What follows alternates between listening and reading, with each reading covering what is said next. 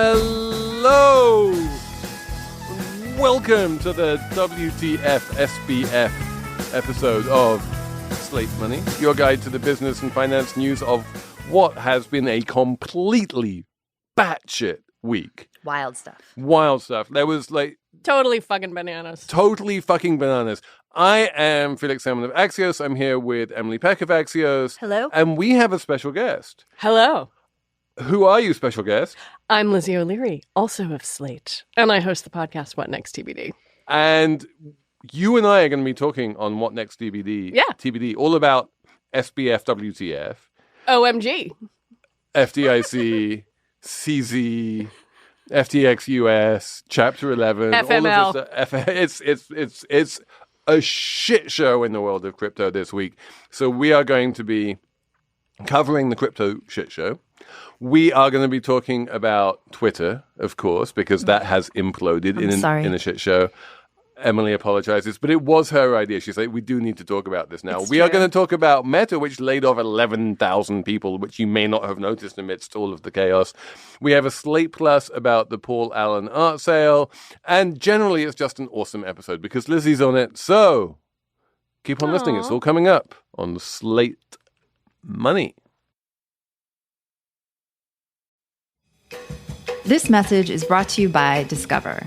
Did you know you could reduce the number of unwanted calls and emails with online privacy protection, the latest innovation from Discover?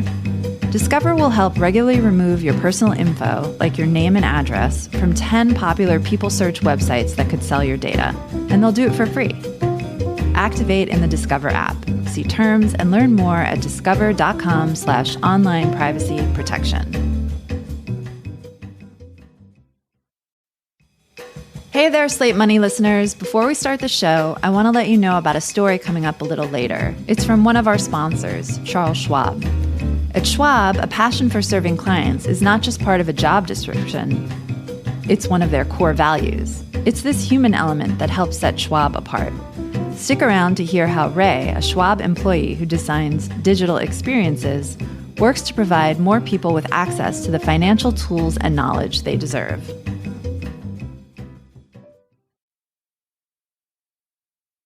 So obviously, we need to start with FTX.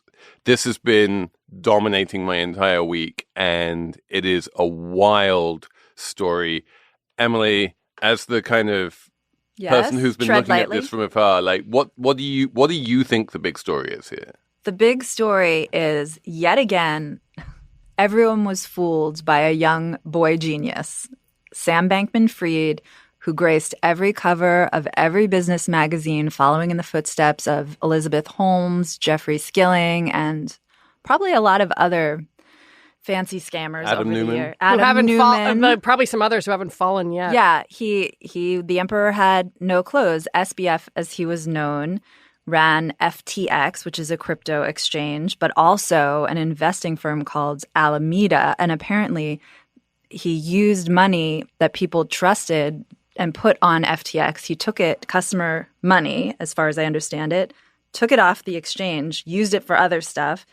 And then when people wanted it back, it was gone. Well, specifically what he did was he lent it to Alameda. He took roughly half, according to reports, there was roughly $16 billion that people had on the exchange. If I put on a trade, I need to put collateral on the exchange or just leave stuff on the exchange. He had roughly $16 billion of customer crypto, basically, on the exchange. He lent about half of that to Alameda, which is completely insane. Bad. It's bad.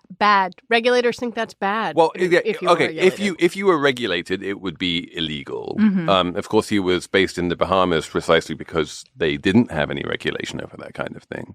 And so that's just a very bad look for any exchange to lend that much money to an affiliated hedge fund. Even worse, the collateral he took for that loan was his own token, FTT, that he could just make up from thin air. And so that's an even worse look. Put those two things together, and the guy looks just way out of his depth. The weird thing is that he gave an interview last year to the Odd Lots podcast, not the one everyone is talking about where he talks about black boxes and Ponzi's. And Matt Levine calls the whole thing a Ponzi scheme. But the previous one, a few months earlier, he went into enormous detail about how it's incredibly dangerous for an exchange to lend a large amount of money to a single client because that can be the end of the exchange. He knew exactly what he was doing, but what seems to have happened is that Alameda wound up needing to borrow a whole bunch of money for two big reasons. And he's like, well, there's nowhere else we can get it. We're just going to have to lend it out of FTX funds. And that was the beginning of the end. So I have a question. If he had done this and CoinDesk had not published this article that showed kind of Alameda's balance sheet was super wonky, and begun what I think we can safely say is a bank run, right? Like, if that had not happened, would we know any of this, and would FTX be intact? Like, would it just be doing quirky so it's a stuff? super interesting question, because all of crypto is just based on faith. It is the ultimate faith-based community. I mean, much like money itself. Well, but governments are involved. Yeah, with like that. governments can force you to pay your taxes in their currency, and if you don't pay your taxes in their currency, they can send you to jail. Right? That none of that exists in crypto. There's no actual legal need for anyone to own any crypto ever. If a Bitcoin is worth $15,000 or $20,000 or $50,000, it's only because people think it is. If they all decide we don't think there's anything there and sell it, it's going to be worth zero. There's no intrinsic value to anything in crypto. So that's the first thing, right? Like, therefore, anything that is built on crypto is inherently based on trust and faith that there is some value in here. And for a long time, there was some value in FTX. And specifically, there was a lot of value in the FTT token. And one day there wasn't value in the FTT token. Any decent exchange should be able to survive that, because it's just an exchange, and an exchange doesn't need a lot of balance sheet. And in fact, the FTX US exchange could easily have survived that. The FTX, because what they had the reserves on hand, they had some treasuries or what? Well, no, because the FTX US exchange never did this thing called rehypothecation that FTX was doing, but lending customer funds out to someone else. The FTX US exchange never even issued FTT, this exchange token. In fact, if you were in the US, there was no legal way for you to buy FTT at all. So the US exchanges, because of fear of regulators, were all actually basically fine. But FTX US was tiny in comparison to FTX, the main thing in the Bahamas. And so, yeah, basically anything in crypto, if people lose faith in it, it goes to zero. And so, to answer Lizzie's question, though, if not for the CoinDesk piece, perhaps people wouldn't have lost faith in FTX at that moment. So yeah, the FTX, just, I don't think we've mentioned this yet, has filed for bankruptcy. Its liabilities exceed its assets. The whole thing is going to be a Delaware shit show.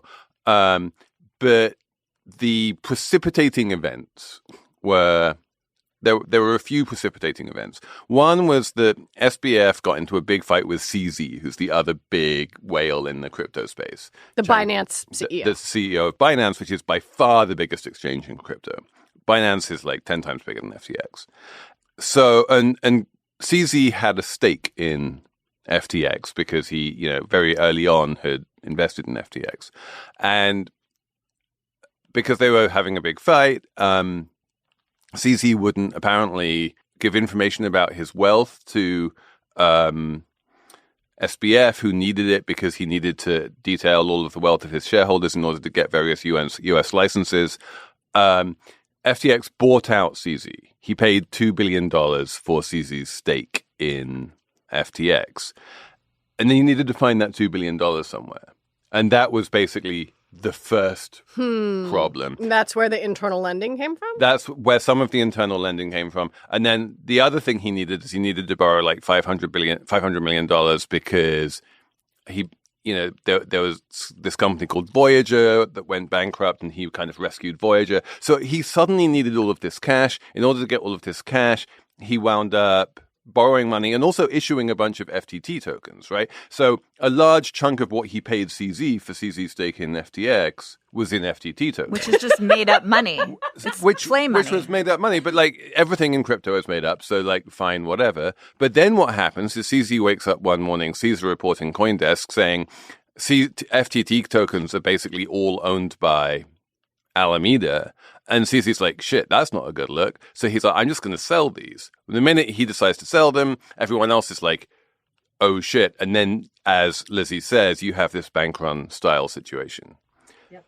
And the price would have plummeted. Like it was like the price was plummeting because CZ was selling and blah, blah, blah, blah, blah, blah. Well, the price was plummeting because everyone was selling at that point. But then Emily had a wonderful line a bit earlier. FTX is, what do you say? SBS. So Sam Bankman-Fried, when this starts happening, he's like, don't worry, everyone's going to get their money. My first priority is you, the customer. And then, people aren't getting their money. He's filed for bankruptcy. And I said, SBF is no FDIC. And that's why in the US we don't have bank runs at regular banks. People, you put your money in a bank, it says FDIC in a little placard, and whatever happens to the bank, you'll get your money back. And more to the point, SBF is no SIPC either, right? Like when we don't know what that is. When MF Global, Lizzie probably knows what it is. So there are very, very, very there are very close parallels between what happened to FTX and what happened to MF Global. Do you remember MF Global? That was John Corzine's little investment bank. I don't really remember. You talk about MF Global we've been a through lot. We've been through so many collapses. Like I'm like, which one is that? And, I don't remember what happened. And MF Global was brought down by basically the same thing, which was rehypothecating customer funds. And in it's a that very fancy case, word. What does that mean in English? It basically means lending them out to someone else and not keeping them, you're not supposed to mess in a with the money. lockbox, as Al Gore would put it. But so John Corzine or MF Global was messing around with customer funds, and that was bad and wrong. But ultimately, MF Global's investors were protected because there is SIPC insurance, which is basically the securities industry version of the FDIC. Securities Investments Protection Corporation, something. Is that why this may be too in the weeds, but is that why my 401k money is also safe? Like if Fidelity goes out of business? Exactly. Yes. Yeah. Okay. Yes. Okay. So my 401k money is safe and my money is safe because it's FDIC insured. So, but if I put my money in crypto, it is not safe. Exactly. I mean, you could buy the dip right now. Yeah, but, to be fair, and I'm going to come out and say this, and it's going to come up and blow up in my face because everything is moving so fast.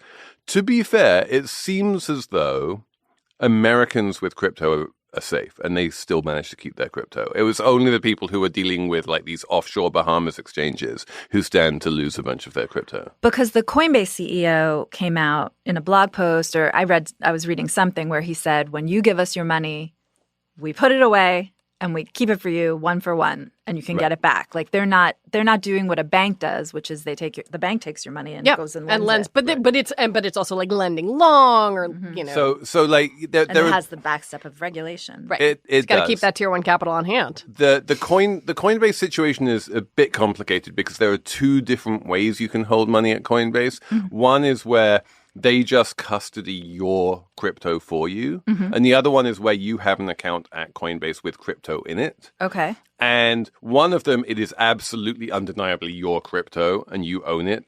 And the other one, it is actually a Coinbase liability to you.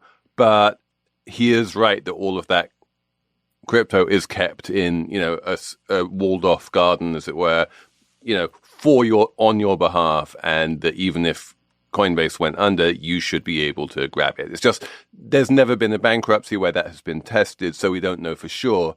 But just to put things in perspective, Coinbase has roughly $100 billion worth of crypto, just people holding their crypto on Coinbase. Okay. FTX was not a custodian in that sense. FTX, as we said, had about $16 billion, but that was all crypto that was being traded. There was, people were going long and short and yield farming and all the rest of it. the big place where people keep their crypto is Coinbase. It's probably the biggest in the world. And yeah, that's American. It's regulated. It's listed on the stock exchange. And it seems relatively safe. Obviously, the crypto can go down in value, but if you have one Bitcoin today, you'll probably have one Bitcoin tomorrow. And do you think that fact about Coinbase keeps crypto having some kind of value? Like, even though what's happening with SBF is very destabilizing to crypto overall, there are sort of these things that put a floor in place. That means crypto will still, could still, should still have value? Well, one of the problems is that because everyone is so scared of American regulators, they do things like set up separate exchanges like Binance US and FTX US and that kind of thing. And the result of that is that 95% of all of the crypto activity in the world happens offshore. It does not happen in the United States. This is where I have a question about Sam Bankman-Fried. So Sam Bankman-Fried spent a lot of time lobbying people in Washington, testifying in front of Congress, like making friends, asking for regulation of crypto. What was he doing? Was this like an elaborate feint to, play some regulatory arbitrage and say, we want the CFTC to regulate us because they won't be as intense as the SEC? Or what was he doing there? This is every single crypto CEO. Like CZ always says the same thing. If you ask him, I've interviewed him a few times, and he always says, I want clear regulation. There is literally no crypto CEO in the world who doesn't come out on a regular basis and say, we want clear regulation. Just show us the rules and write them down, and then we can follow them. But right now, there's no rules, and so we don't know what we're doing. And it's a fair point.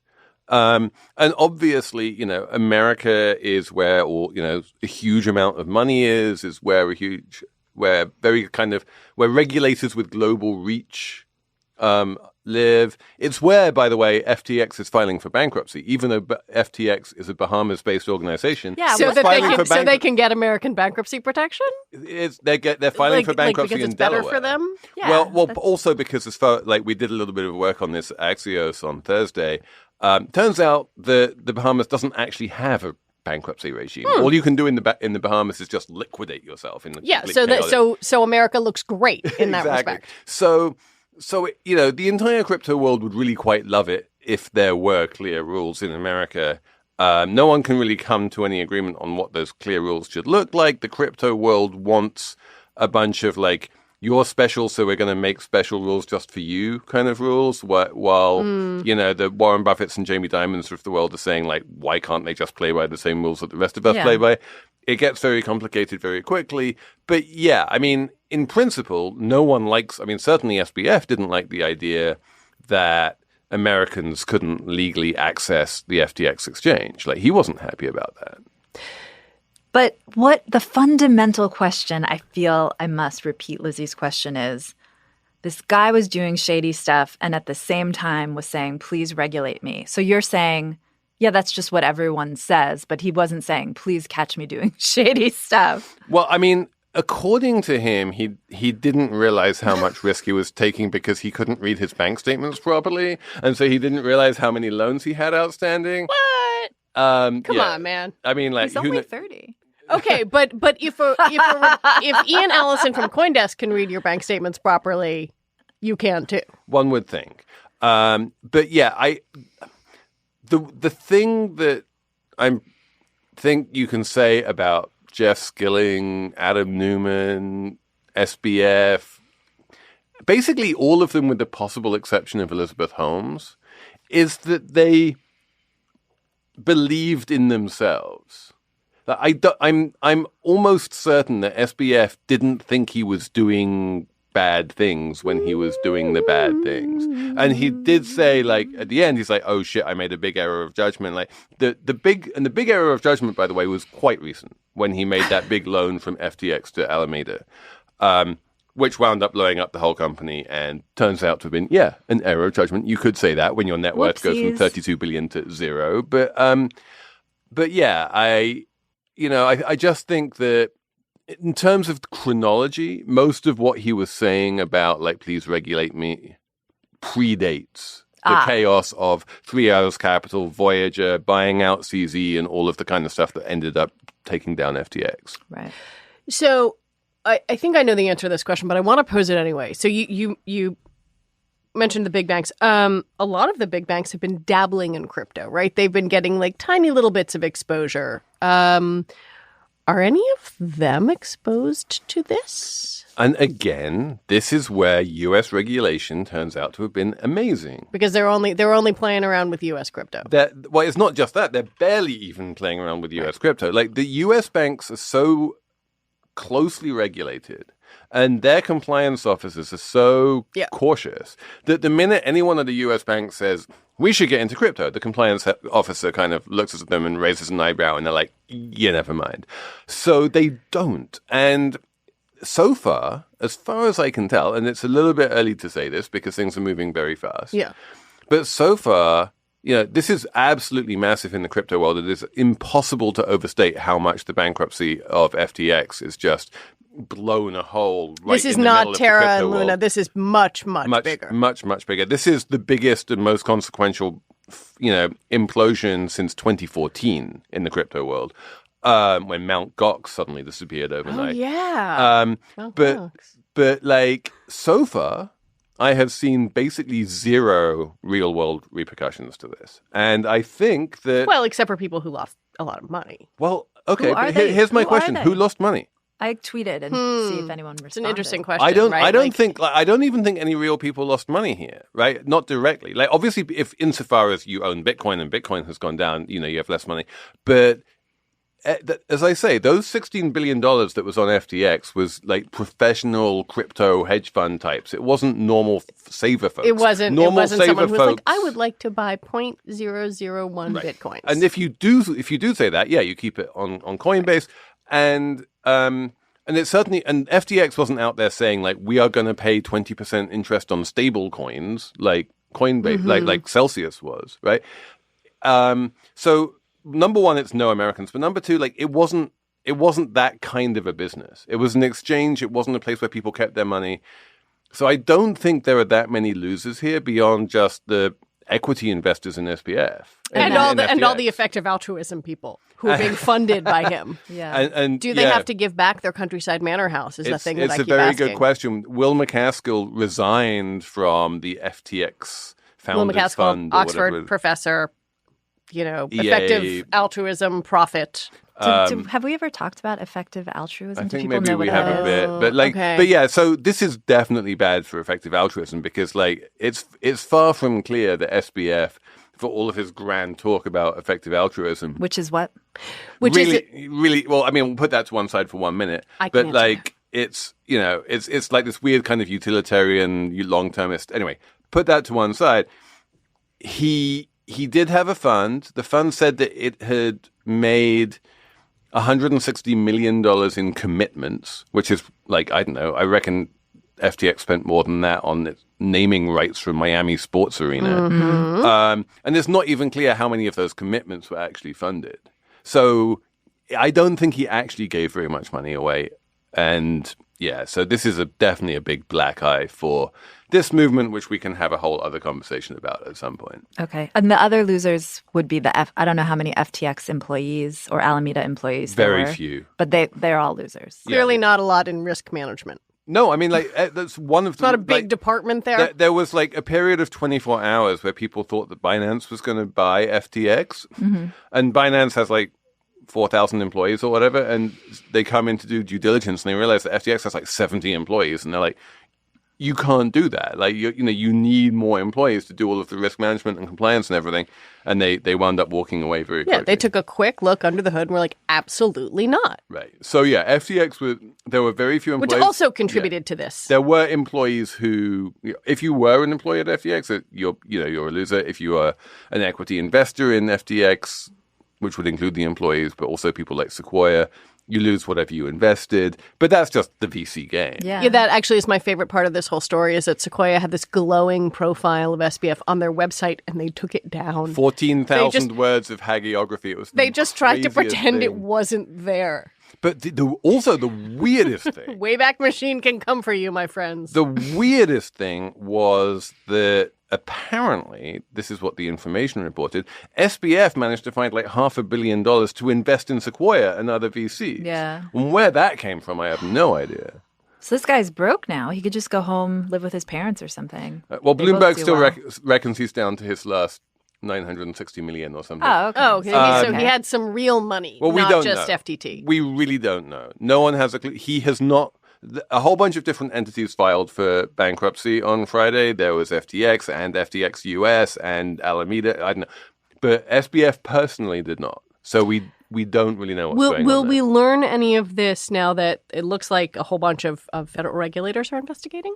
Good Well, so question. apparently federal regulators have been investigating FTX US for months now. And they were worried about various shenanigans going on at FTX US, but probably not like super, super consequential ones that could bring down the entire company. But yeah, there's no doubt that now the bankruptcy is happening in the US and FTX US has filed for bankruptcy. Yeah, the US regulators are going to be keeping an eye on this for sure. I think SBF should go back, live with his parents, who I think are professors or something. At Lizzie Stanford was Law, I at think. Stanford. So, Well, apparently so he his- can just go hang apparently out with some his- VC. I mean, like, maybe he should not, actually, because that is like the opening chapter in the SBF comeback story. It's Well, like he wanders apparently, up and down this is- Sand Hill Road. One great of the novel, weird, honestly. one of the weird Those things is that SBF's dad was working for FTX. Come on. Shaking my head. Just shaking my head. Slate Money is brought to you by Progressive. What's one thing you'd purchase with a little extra savings? A weighted blanket? Smart speaker? That new self-care trend you keep hearing about? Well, Progressive wants to make sure you're getting what you want by helping you save money on car insurance. Drivers who save by switching to Progressive save over $700 on average, and customers can qualify for an average of 6 discounts when they sign up. Discounts like having multiple vehicles on your policy. Progressive offers outstanding coverage and award-winning claim service. Day or night, they have customer support 24/7, 365 days a year. When you need them most, they're at their best. A little off your rate each month goes a long way. Get a quote today at Progressive.com and see why 4 out of 5 new auto customers recommend Progressive. Progressive Casualty Insurance Company and Affiliates. National annual average insurance savings by new customer surveyed who save with Progressive between June 2020 and May 2021. Potential savings will vary. Discounts vary and are not available in all states and situations.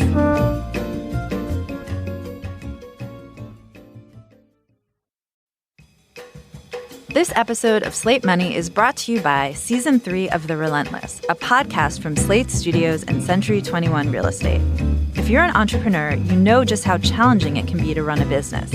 It can feel like there are insurmountable hurdles at every turn. So how can you cut through the noise and use those obstacles as fuel for new opportunities? This season of The Relentless teaches you how to move fearlessly. Join author, entrepreneur, and returning host Kristen Meinzer as she talks to everyone from athletes to CEOs who share how they have used strength and motivation to find success in the face of adversity. Be sure to check out the first episode where you'll learn how venture capitalist and author Catherine Finney became one of the first Black women to have a successful 7-figure startup exit. Whether you work in sales or are simply interested in what it takes to transform fear into inspiration, The Relentless will inspire you to take that leap and move fearlessly. Season 3 of The Relentless is out now. Listen and subscribe wherever you get your podcasts. With the Great Resignation, inflation on the rise, and a future recession on people's minds, people want to know about this enormous force that is fueling our lives. If you're curious to learn something new and exciting about money every week, then have a listen to the Planet Money podcast from NPR. On Planet Money, though, the economy actually makes sense. Human stories supersede abstract theories, and listeners can learn, laugh, and be entertained.